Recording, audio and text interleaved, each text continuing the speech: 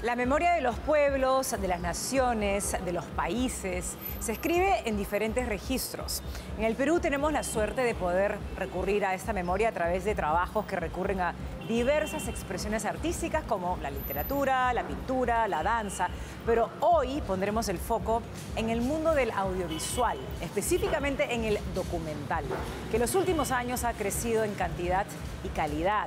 Pero no nos vamos a quedar ahí, sino que aprovecharemos para visitar la obra del fotógrafo más importante de nuestra historia, Martín Chambi, el viajero incansable que registró la historia de nuestro país en la primera mitad del siglo XX y cuyo trabajo pronto se va a encontrar al alcance de todos los peruanos.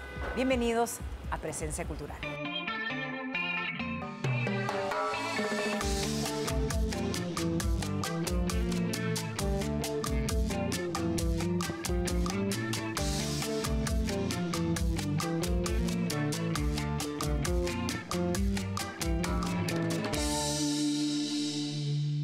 Martín Chambi es, decíamos, nuestro fotógrafo más representativo. Nació en Puno y fue su talento y su curiosidad lo que lo llevó a explorar el mundo que lo rodeaba y que lo sorprendía en su cotidianidad, construyendo así el más importante archivo fotográfico de la historia del sur peruano de la primera década del siglo XX.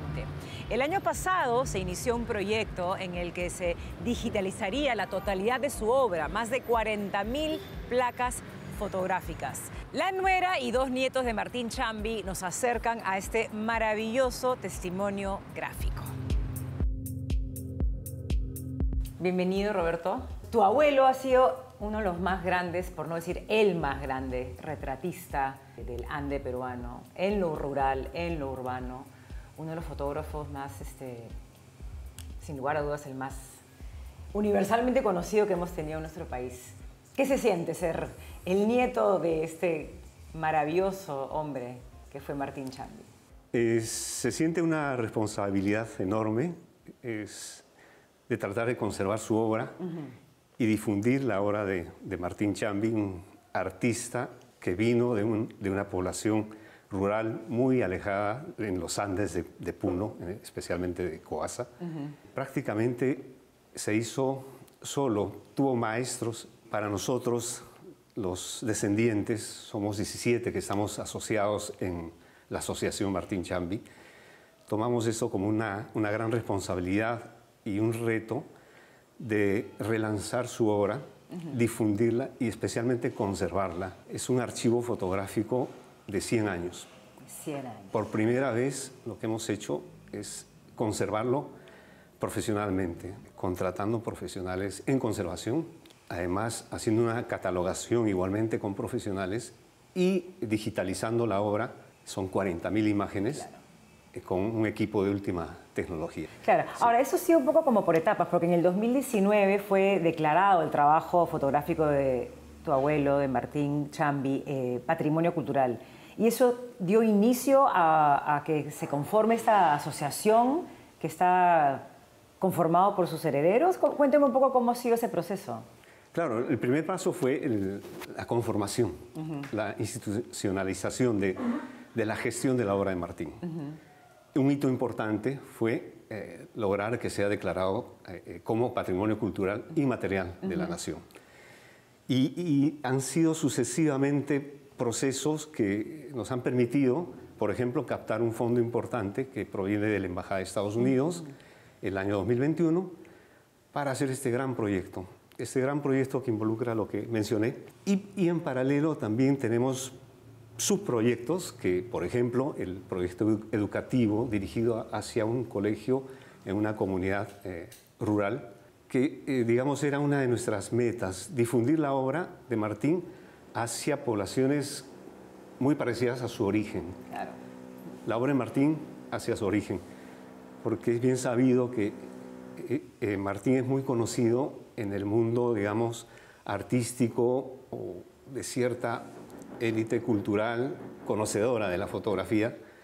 Sin embargo, cuando uno va a Cusco, a Puno, a Arequipa, la población en su mayoría no lo conocen, no conocen su obra. Los trabajos de Martín Chambi están en diferentes museos alrededor del mundo, han habido muchas exposiciones importantes en otros países, pero me gustaría saber cómo sientes que se percibe y se aprecia más bien aquí, en nuestro país.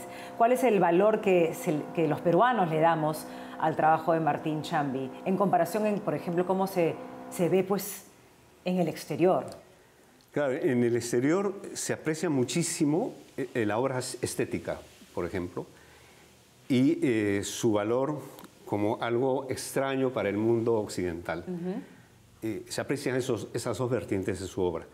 En nuestro país se conoce muy poco realmente, y lo que nosotros quisiéramos es que a través de su obra se valore la identidad, especialmente la identidad, la memoria del Ande peruano, que es donde él ha realizado su gran trabajo. Claro. Sí. Ahora, este proyecto también abarca un proyecto educativo.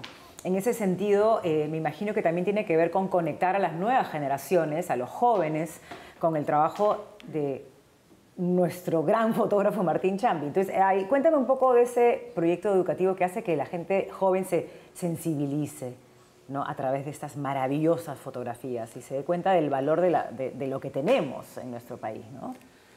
Exactamente, ¿no? En este proyecto piloto todavía educativo, lo que se ha perseguido es que las imágenes de Martín Chambi sean la fuerza inspiradora, motivadora para estos jóvenes de 13 a 14 años, que ha sido el objetivo de este proyecto en Andahuaylillas, en la provincia de Quispicanchi, en Cusco. A través de estas imágenes, transversalmente se han recurrido a los cursos normales de la enseñanza educativa y se han realizado trabajos, talleres, 8 talleres, y hoy en día se está mostrando este resultado en la sala del Cenecape de Andahuaylillas, en un teatrín. Se muestran aproximadamente, ahí hay coautoría, los trabajos de los alumnos y la obra de Martín. Claro. ¿No? Son más o menos 55 alumnos que han tenido este curso o estos talleres, y se exhiben en ese momento aproximadamente 50 fotografías de Martín. En paralelo, la obra de los alumnos y la obra de Martín, que ha servido como la fuerza inspiradora de estos trabajos. Hay muchos aspectos que se pueden apreciar en una fotografía y en las fotografías de Martín Chambi. Creo que por un lado está lo hermoso, la estética, el valor de la luz, las intensidades de la luz, pero también está el valor de lo social, de lo sociológico, de lo etnológico. O sea, él tuvo una mirada muy interesante con respecto a lo que veía, tanto en lo rural como en lo urbano, pero hay también lo netamente fotográfico. Son como varios planos que se pueden apreciar de una fotografía. Hay dos temas en la fotografía de Martín. Esta mirada como un espejo hacia su origen. Él ha fotografiado a muchos pobladores del Ande, de las diferentes provincias de Cusco, en Puno. Se ha reflejado en estas imágenes. Cuando una persona del Ande o de las urbes, en estas ciudades, ve estas imágenes, se está viendo sus orígenes, está viendo sus costumbres, sus tradiciones, que es lo que ha registrado Martín Chambi, además de un valor estético, porque la obra de él estéticamente no tiene algo similar en Perú, ¿no?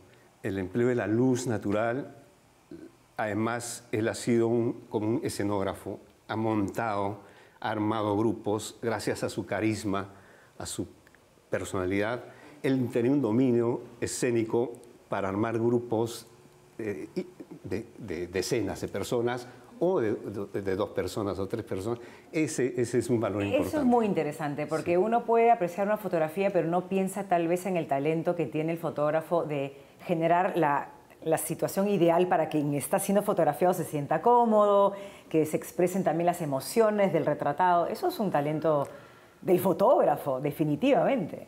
Un talento, y además con la tecnología de ese entonces, donde había que esperar 20 segundos para que se registre la fotografía, entonces tenía que manejar a las personas, incluso a niños, para que salgan perfectos. El carácter de él era muy sociable, fue un gestor cultural en su época, en los años 30. En su estudio fotográfico reunía a artistas de la época. Reunía, por ejemplo, a intelectuales de esta corriente indigenista que hubo entre los años 20 y 30. Él era parte de este movimiento antropológico llamado indigenismo, ¿no? Que fue muy fuerte en Cusco, que consistió en revalorar el Ande, al personaje del Ande, el arte andino. Él irradiaba simpatía. En muchas de sus fotos, además, él hacía permanentemente ensayos, se tomaba a sí mismo las fotografías, muchísimas. En esta revisión que nosotros hemos hecho de 40.000 imágenes, hemos visto por primera vez otras imágenes de él, autorretratos de él, donde él se ensayaba, practicaba. Eso está bonito saber. ¿Qué hay detrás de esta suerte de trabajos de autorretratos? ¿Era lo que comentas tú necesariamente, era una especie de ensayo de luz o había algo más en estos autorretratos tan hermosos como este que tenemos acá al frente? Exactamente. Una belleza. Sí. ¿Qué se sabe de eso? Yo pienso que no solamente era un ensayo, pruebas de luz o del fondo de las imágenes, él sabía lo que iba a dejar. Aparte de dejar su obra, él también dejaba sus retratos para la posteridad.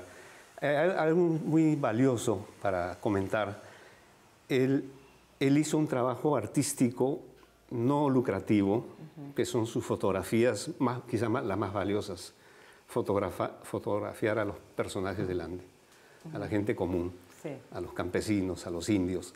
Ese trabajo era no remunerado. Él invertía su dinero para emprender viajes y hacer ese trabajo fotográfico, que lo ha dejado hasta nuestros días y quizás es el más valioso. Aparte tenía el trabajo profesional en su estudio de retratar a la ciudad, y a la población, a la clase media, que buscaba siempre un retrato de familia, un retrato documental, ¿no? También es muy valioso el retrato famoso de la boda Gadea, que es muy valorado por críticos especializados en fotografía.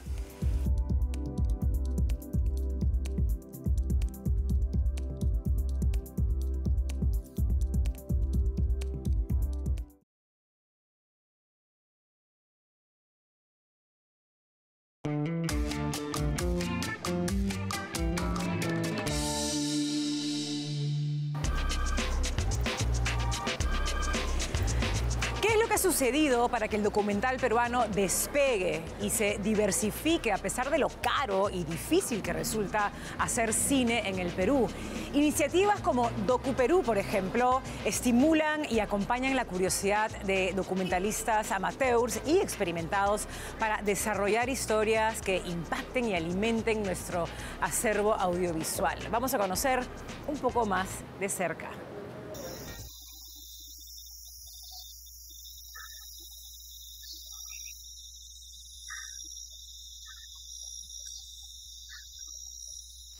El documental es un arte de lo real. Para mí es una maravilla. El documental es memoria, ¿no? El cine documental es descubrir con él lo que está detrás de la convención. Siempre no hay una cosa visible, pero siempre hay algo detrás de eso visible. Bueno, el arte en general siempre va a ser subjetivo.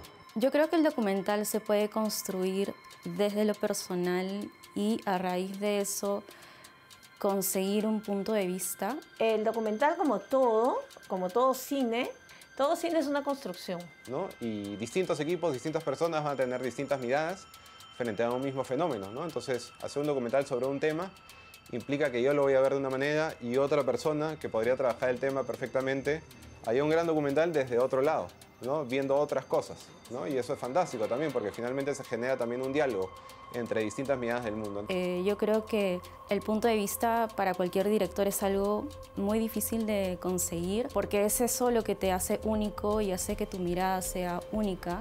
Y el punto de vista es algo que, si bien uno tiene una mirada o miradas sobre las situaciones, sobre la realidad, sobre aquello que va a construir, esta también va cambiando, va dialogando, ¿no?, con la realidad. Eso es lo rico. No se trata de una cuestión rígida, sino el documental te permite conversar, estar atento, estar muy abierto, muy abierta, ¿no?, a cómo la vida, lo que está sucediendo, lo que huele, cómo son las cosas, te impacta, ¿no?, cómo se va sintiendo, ¿no? Sí creo que es necesario la investigación, es necesario saber a dónde va uno, saber desde qué punto de vista va a tratar de ver las cosas, tener una línea de lo que va a querer hacer, pero a la vez estar abierto a lo que se presente también.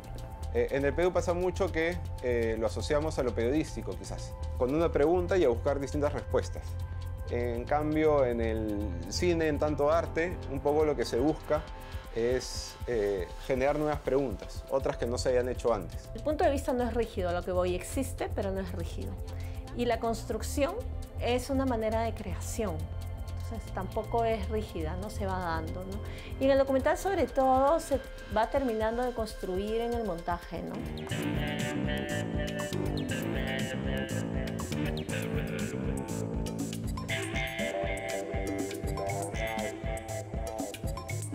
Increíble, un género que, como todos y todas sabemos, ¿no?, ha tenido un boom hasta, diría yo, más que la ficción, generando nuevas narrativas, expandiendo nuevas formas documentales, nuevas maneras de producir documental, nuevos mercados, nuevos espacios de distribución. Pucha, el documental yo creo que se ha expandido de una forma bien increíble. Cada vez existen más fondos y más posibilidades de generar relatos documental, no solamente en Perú, sino en América Latina y en el mundo completo. Es como que un género que nuevamente explotó, expandió y le dio sentido a muchas cosas que hacemos en el audiovisual. Sí, yo creo que tanto en el Perú como en otros lugares es un género de infinitas posibilidades. Lo interesante es que creo que en el documental, como precisamente trabaja con las subjetividades, con muchos elementos cotidianos, de contextos políticos, de coyuntura, el documental se expande a 1000 formas, ¿no? Una de las formas bien utilizadas, y mucho en Perú también, en muchos lugares de América Latina, es este documental de bitácora, este documental fílmico, personal, que habla de la humanidad, habla de las problemáticas del contexto, pero a través de mi vida, ¿no?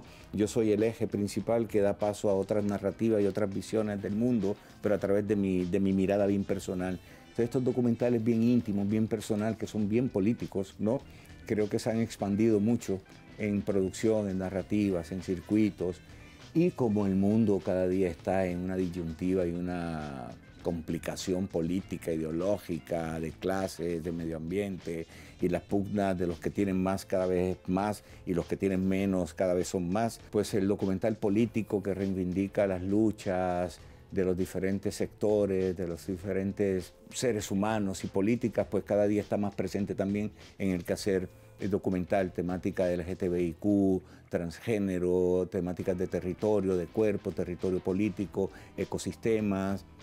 Son problemáticas que cada día están más presentes porque el mundo cada día está más convulsionado, ¿no? En DocuPerú, precisamente ahora el 10 de junio, estamos cumpliendo 20 años de proyecto. Tenemos en el paso de la historia, hemos ido desarrollando varios proyectos que van desde incidencia más social, política, metodología ya más de video participativo, de democratizar la posibilidad de que todos y todas y todes tienen la posibilidad de generar historias, de contar historias, no solamente las personas que estamos estudiando comunicación y que trabajamos en cine o en documental, tenemos el derecho de contar relatos. También creo que la democracia participativa, comunicativa es bien importante y algo que busca DocuPerú. Por eso tenemos más de 350 documentales producidos en estos 20 años.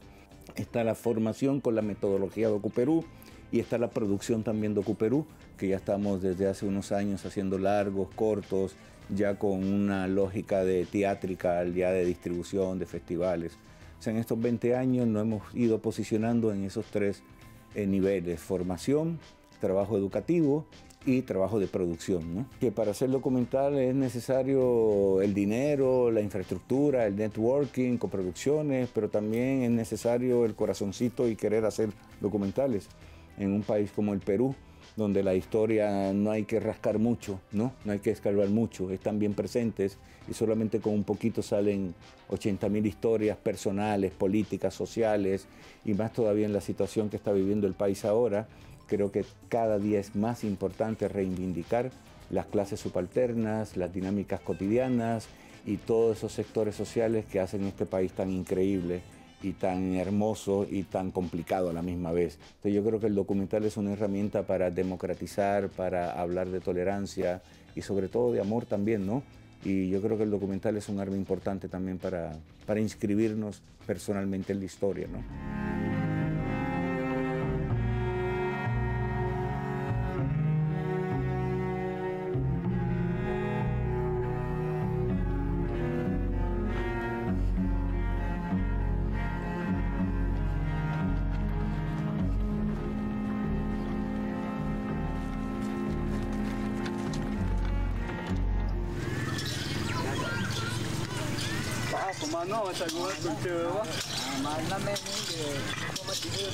La Escuela de Cine Amazónico nace por la necesidad de tener un espacio de formación para los jóvenes de la Amazonía que no contaban con un lugar donde encontrarse, donde compartir sus historias y poder entrenarse para llevarlas a cabo con las nuevas tecnologías disponibles. Tenemos tantas culturas en este territorio que ocupa más del 60% del país, sin embargo eso no lo vemos ni en el cine, ni en la televisión, ni en las redes sociales. Creemos que hay muchísimas historias que merecen ser contadas.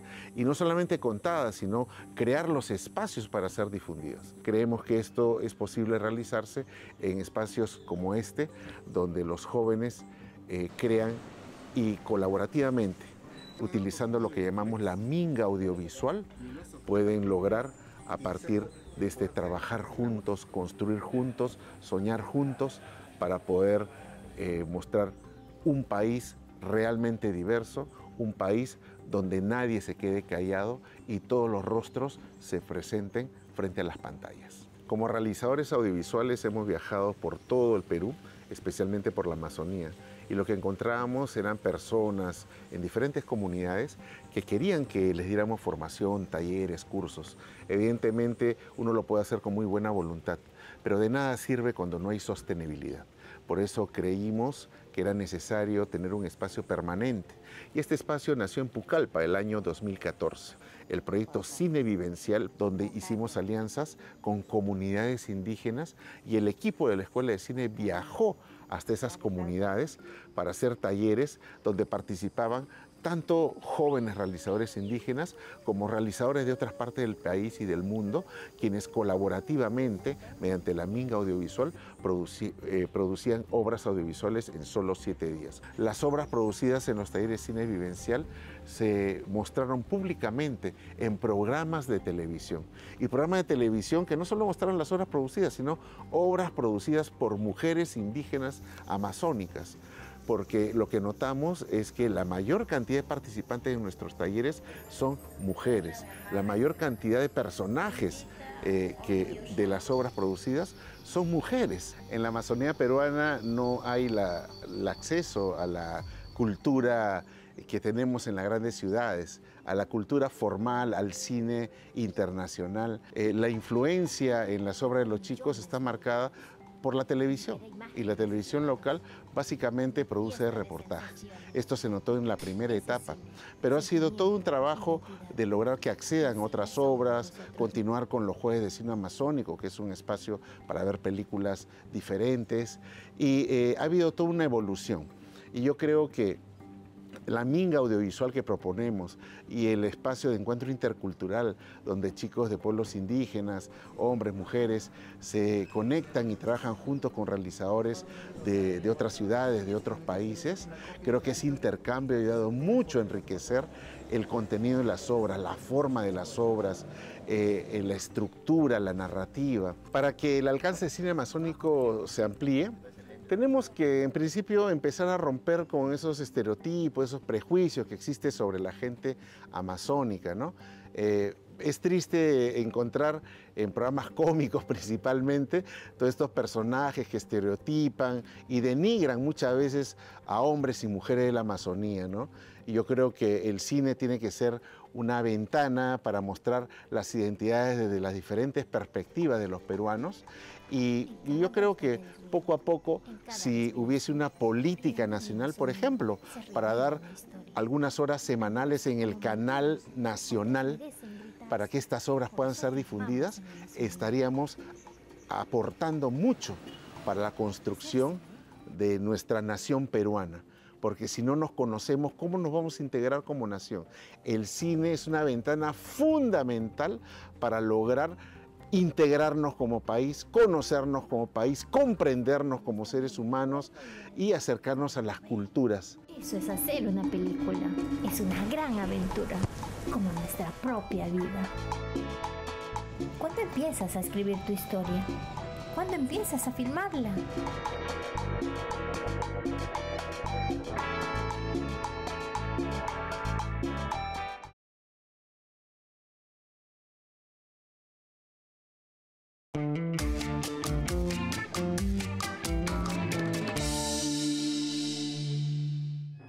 Los indígenas todavía eran esclavos en las grandes haciendas.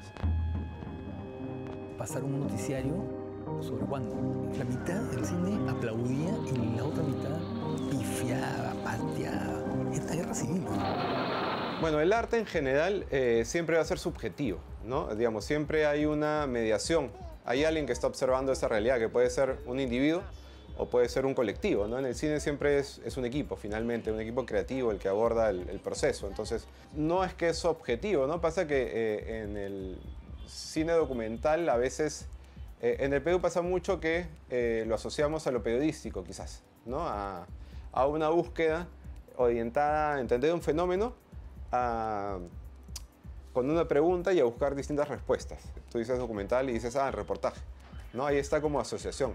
Porque hubo una producción muy importante en la televisión peruana de programas periodísticos de corte documental en los años 90, ¿no? 80, ¿no? Entonces, como que la gente se quedó con eso, ¿no? Entonces, la naturaleza del cine, en tanto arte, siempre va a generar como cuestionamientos y por eso mismo en el proceso de hacer la película documental van a ir apareciendo nuevas preguntas también, que no estaban al inicio, seguramente. Y en ese sentido, el cine documental siempre es un espacio muy abierto. Son muchas preguntas que van cambiando y van apareciendo nuevas y hacia el final ya uno va encontrando algunas respuestas, no todas por supuesto.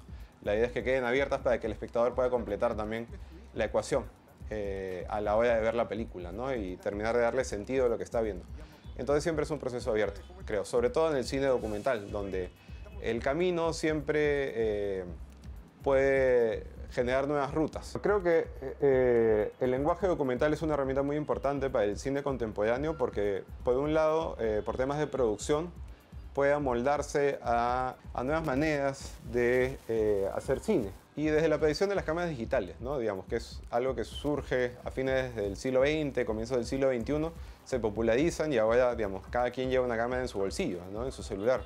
Creo que muchas personas están acercándose de manera muy intuitiva a la capacidad de contar historias sobre lo que experimentan, sobre lo que viven en su día a día y sobre lo que ven, ¿no? Entonces, en esa medida, el documental se siente muy cercano.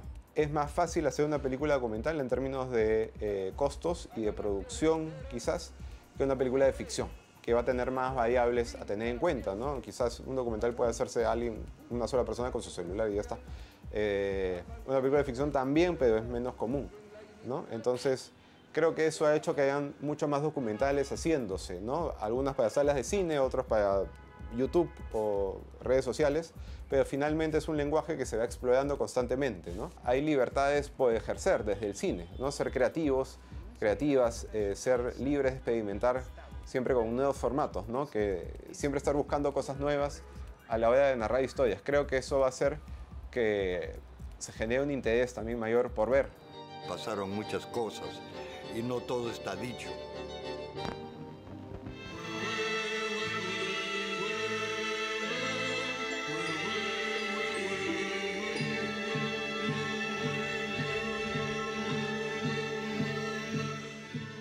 Yo fui formada en la Academia de Armando Robles Godoy y él era más bien de cine de ficción. Filmamos La Muralla Verde y después íbamos a filmar Espejismo. Y yo era su asistente de dirección en los 2 largometrajes que eran de ficción. En el intermedio me contrata un doctor, Oscar Ríos, para que le firme sesiones de ayahuasca en Iquitos.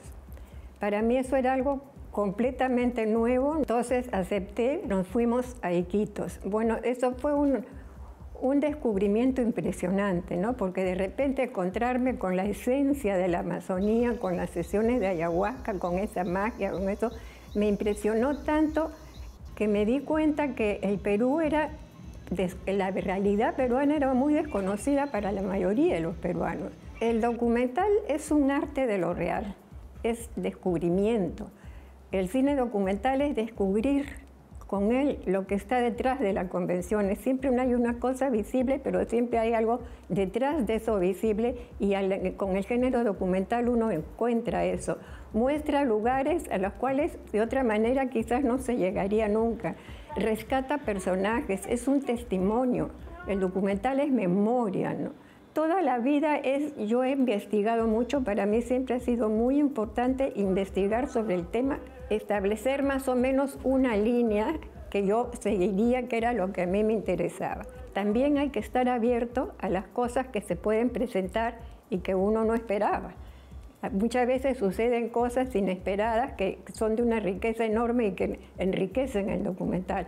Es necesario saber a dónde va uno, saber desde qué punto de vista va a tratar de ver las cosas, pero a la vez estar abierto a lo que se presente también. El documental ha seguido desarrollándose y ha comenzado a tener importancia a través de los años, también en los distintos países. O sea, antes el documental era un poco como el hermanito menor del cine de ficción, ¿no? Como que no se le hacía mucho caso. Ahora ha ido cobrando más presencia y en países como el Perú, por ejemplo, cada vez hay más documentalistas, y no solo acá, en distintas partes del mundo.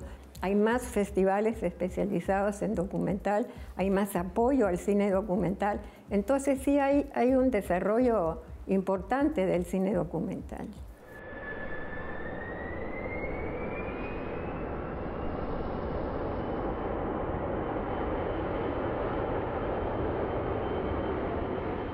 Mi interés por el documental surge porque yo quería hacer un cine que esté al alcance de mis manos. Un cine artesanal, a pequeña escala, simple, en el que yo no tenga una historia predeterminada que contar, sino que el espacio, la relación con la gente, lo que está sucediendo, de allí emerge la historia, de allí emerge lo que va, la narrativa, ¿no? El documental en sus millones de formas, ¿no? Porque el documental es muy amplio, muy complejo y muy bonito también. El documental te permite conversar, estar atento, estar muy abierto, muy abierta, ¿no? a cómo la vida, lo que está sucediendo, lo que huele, cómo son las cosas, te impacta, ¿no? Cómo se va sintiendo, ¿no? Para mí el cine, en general, no tiene fronteras tan rígidas entre documental, experimental, ficción. Yo creo que estas fronteras son fronteras que la industria, el mercado, en todo sentido necesita crear para categorizar, para tener nichos, ¿no? La producción en general en el mundo está creciendo impresionantemente con el abaratamiento de los equipos y con las posibilidades que cada uno tiene de filmar, de editar, ¿no? Hay muchas películas hechas en TikTok, hay muchas películas hechas en Instagram, en diferentes redes sociales. Los formatos se están diversificando muchísimo, ¿no? Y lo que creo que está pasando junto con eso y que sí me parece un poco peligroso es que al diversificarse los formatos también se crean como modelos para cada formato, como moldes, y eso hace que se concentre mucho en aspectos que no son tan vivos como la creación, ¿no? Sino están más preocupados en seguir el formato, ¿no? Eso es lo que creo que trae también esta producción masiva, el que todo se formatee y solamente sigues la ruta predeterminada y el documental o el cine en general, no solo el documental, está en diálogo permanente y atento a lo que está pasando y a cómo eso te impacta y a cómo eso cambia la ruta de todo o a cómo eso puede hacer que otra cosa emerja. Entonces, si tú no estás atento a eso, no tiene vida. El documental, como el cine, tiene que tener... El documental es cine, y entonces está vivo.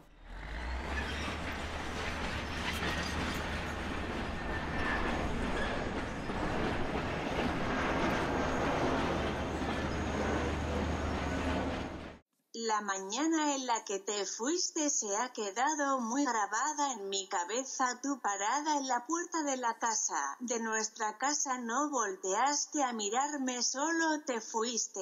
Yo terminé de estudiar comunicación en la Universidad de Lima y luego me fui a hacer un máster en documental y cine experimental, mucho más atraída por la idea del cine experimental, que era algo que me llamaba mucho la atención. Pero una vez que llegué al máster y me encontré con una forma de hacer documental muy distinta de lo que me había imaginado o de lo que sabía, que era un documental menos informativo y mucho más acercándose al cine ensayo o al cine directo, y con mucho de cine autobiográfico, cine autorreferencial, con imágenes muy poéticas, ¿no? Era como, sí, te estoy contando parte de un momento histórico quizás, un momento personal quizás, pero con una sensibilidad única, que era algo que no sabía que se podía lograr con el documental. Yo creo que el documental se puede construir desde lo personal. Es importante como cineasta, como documentalista, el poder hacerte sentir a través de la cámara, a través de lo que estás contando, que sí puede ser una construcción desde lo personal, pero lo que va a ser único a esa película va a ser el punto de vista que tenga el director. Yo creo que en el Perú últimamente se están haciendo muchos documentales histórico-políticos, sociales, que pueden resultar muy interesantes como para conocer un poco más de la historia última peruana, pero que también tiene cierto sesgo o puede tener cierto sesgo porque tiene la mirada de un director en particular, ¿no?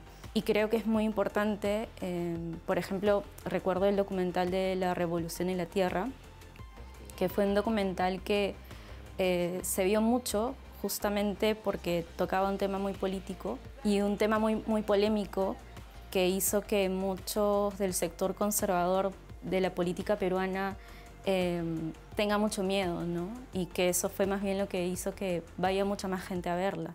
Hay mucha gente que se dice, no, yo soy feminista, claro que sí, quiero la igualdad, pero te llaman feminazi porque eres una radical. Digo, pues, si por ser radical soy feminazi, entonces lo soy.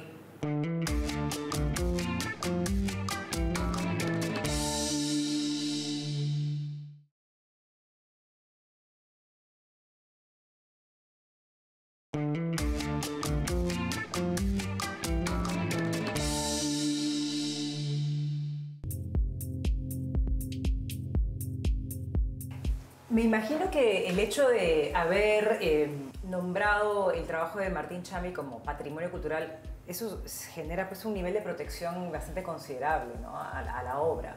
¿Qué implicancias tiene el hecho de saber que ahora el trabajo de él está mucho más protegido, ¿no? En muchos sentidos? El tema del patrimonio es importantísimo. Martín Chambi y su obra, El legado, es un, digamos, el primer archivo de fotografía que se ha registrado como patrimonio de la nación.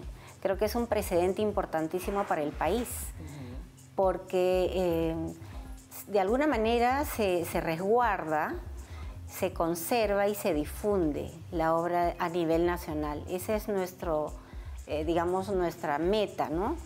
En el país no tenemos un lugar donde se guarde todos los archivos fotográficos. No existe una fototeca nacional. Entonces lo que está pasando es que se están desapareciendo. En el caso de este archivo, eso no va a pasar. Eso se queda en el país, especialmente en Cusco, que es donde centró la vida de Martín. Todas las exposiciones que han habido de Chambi, por lo general las grandes, se han hecho fuera del país. Han tenido que salir los negativos para que se impriman o en Estados Unidos o en España. Eso ya no va a pasar de nuevo porque ya tenemos con este proyecto todo digitalizado en la mejor calidad y nos permite hacer un trabajo además de acabado. Creo que quienes conocimos a través de mi papá y de la familia el trabajo de Chambi, sabemos cuál ha sido su esencia y creemos que retomando esto que hemos investigado en este proyecto, por ejemplo, el tema cómo un artista toca el acabado de su trabajo con los retoques. Eso es propio de un artista, así como un pintor. Totalmente. Entonces se ha hecho ese estudio de reconocer cuáles son sus retoques que los ha dejado en la placa. Lo que él ha hecho a través de sus trabajos como de los autorretratos y como una serie de fotos en donde muestra su propio trabajo, es porque eso pretendía, dejar este legado como un manual para que se pueda reconocer cómo hizo él. Creo que pocos fotógrafos han hecho eso. Y lo que tenemos que reconocer en este archivo, que es uno de los más completos del Perú, yo no tengo duda que es el más completo. Está absolutamente todo. Si hablamos de sentimientos, ¿qué podríamos hablar sobre los sentimientos de Martín Chambi en sus imágenes? Claro, yo sé que son muchísimas imágenes, pero ¿hay algo en general que se podría decir acerca del sentimiento que Chambi reflejaba en su trabajo fotográfico? Es clarísimo, como artista y como profesional, su trabajo se divide en dos áreas. Uno es la parte comercial y lo otro es lo propio.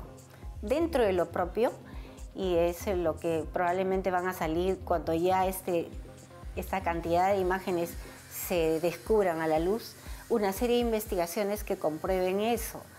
Que lo que hizo luego es para que mostrar sus propios sentimientos de su propia, como él lo decía, mi raza, de su propio idioma, que es el quechua, y de su propio origen.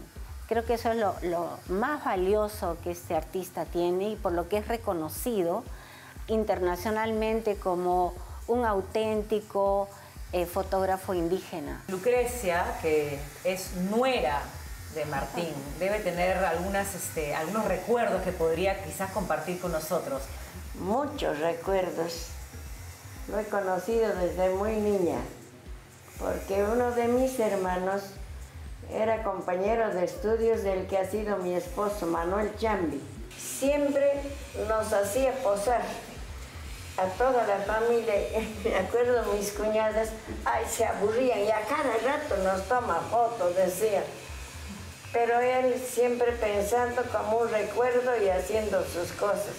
Y lo he visto también. No ha tenido casa, casi hasta la vez. ¿Por qué? Ni bien hacía sus trabajos, se iba a tomar fotos al interior del país, a todo el país. Todo lo que ganaba se iba para sus viajes.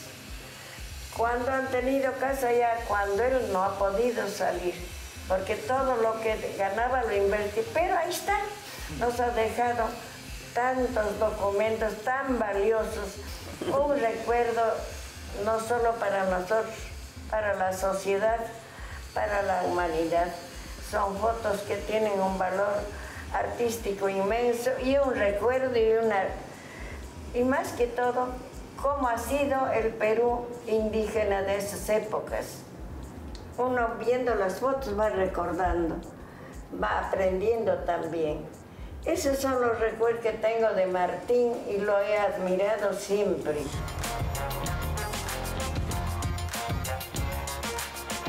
El desarrollo del audiovisual peruano de los últimos años tiene mucho que ver con las políticas que se han desarrollado desde el Estado para financiar y acompañar a los cineastas en las distintas etapas de producción de su obra, desde la educación, la investigación y la producción hasta la distribución.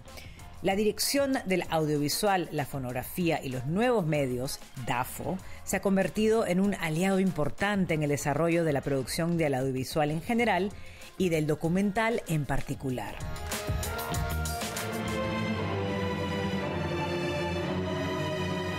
Tú eres el espectador y yo soy el actor. Ya no hay más intermediarios entre nosotros.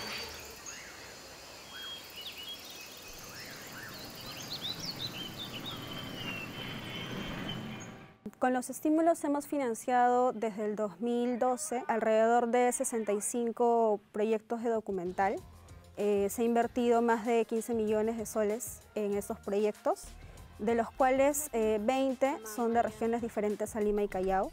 Año tras año vamos haciendo también supervisión a los rodajes de estos proyectos. Desde el 2018 tuvimos también un incremento en el presupuesto de estos incentivos que damos desde el Ministerio de Cultura, con lo que hemos podido financiar más producciones de documental.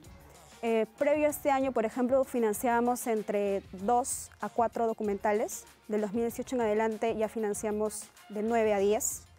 Entonces eso nos deja ver también que en los siguientes años los peruanos y peruanas van a poder ver más cine documental. Nosotros tenemos una sala de cine acá en el Ministerio, en la sede de Javier Prado. Tenemos la plataforma que es gratuita, Retina Latina, que se puede ver en diferentes países, también en Perú, y que también hemos tenido bastantes proyectos de documental que se han podido exhibir desde ahí. El año pasado también tuvimos un ciclo muy interesante en IRTP, en TV Perú, sobre documentalistas mujeres. Este año también se está programando tener más material documental por televisión. Siempre me pregunté sobre todo lo que tuvieron que enfrentar estas jóvenes para sobrevivir en estos tiempos de violencia. Fondos. Fondos es bien importante en diferentes formas, ¿no? Yo creo que DAFO ha sido una cosa que ha marcado un hito y una marca bien importante en la producción documental en este país, pero hace falta más fondos, hace falta más coproducciones, hace falta más incentivos, no solamente para producir a nivel de teatrical, de cine, sino también para gestión cultural, para que la gente tenga acceso a los medios de comunicación, que haya más canales, más difusión, más festivales, que se pueda generar un networking mucho más profundo y más interesante. Eso realmente es apoyos del gobierno, pero también de la empresa privada, de las universidades, que también muchas veces forman universidades, estudiantes, y me incluyo yo, que soy académico, ¿no? Pero se queda en el espectro académico, cuando deberíamos también trabajar la universidad desde el espectro social, el espectro fuera de las paredes de la universidad. Y creo que desde el Estado se puede hacer mucho, además, presentando justamente, ¿no? Creo que exista este espacio en el que se pueda hablar de cine documental, es fantástico. ¿Qué pasaría si en todos los colegios, por ejemplo, se pudiera hablar de esto también? Clases, se pueda discutir sobre qué es el cine, qué es el arte, qué es la ficción, qué es el documental, qué es el punto de vista, ¿no? Eso sería como muy importante, ¿no? Que en un espacio como TVPU se puedan ver más documentales y documentales peruanos, que son en general muy buenos, hay muchísimos. Deberíamos verlo en la televisión. Deberíamos poder verlo en la televisión pública, deberíamos poder verlo en la internet, lo vemos más, pero no debería estar escondido. Deberíamos poder verlo sin ningún problema, debería estar a la mano en repositorios, en canales de televisión. Deberíamos conocerlo también, poder conocer su historia. Sabemos que no tenemos una cinemateca, o varias cinematecas que articulen nuestra historia. Deberíamos poder verlo, conocerlo, verlo en televisión. Debería poder estar en la escuela, ¿no? El documental es una forma de creación. Se ha perdido la noción de documental porque se piensa que es aquello que te informa. Y no es así. El documental es una forma de crear cine a partir teniendo como la realidad como materia prima, ¿no? Hay una jerarquía. Mientras tú sigas construyendo un conocimiento jerarquizado en lo que una forma de expresión audiovisual tiene más valor que otras, no dialoga, no circula, se queda chico, nadie lo va a querer. No sé, primero hay que cambiar esa noción social y tiene que empezar a circular socialmente. Si bien existe mucho documental industrial, claro, hay canales de documental, ¿no? Canales por todos lados. No tendría que todo el documental estar sometido a esas formas de creación. No todo el cine en general debería estar sometido a formas de creación industrial. Además, con la idea de que tenemos una industria que no tenemos. Todo eso ayuda para empezar a generar una categoría que cada día está más fuerte en el Perú. Hay más producción, hay más nivel de producción también. Pero creo que el cine en general y el arte es una manera de comenzar a entender un poco cómo nos construimos como país, como nación, qué identidad estamos construyendo, ¿no? Hay una cosa que tiene la obra de Martín Chambi que embriaga los sentidos. Tal vez la capacidad de transportarnos a una época que ya no es la nuestra. Tal vez la posibilidad de mostrarnos un país que no conocemos, pero que también es nuestro. Tal vez la posibilidad de reconocer el talento de un artista que nos habla a partir de su mirada. Entre el trabajo fotográfico de Chambi y el desarrollo de los documentales que van construyendo y reconstruyendo diversos aspectos de nuestra historia, tenemos un ejemplo de cómo se dibuja nuestra memoria. Tengámoslo presente. Nos vemos la próxima semana aquí en Presencia Cultural.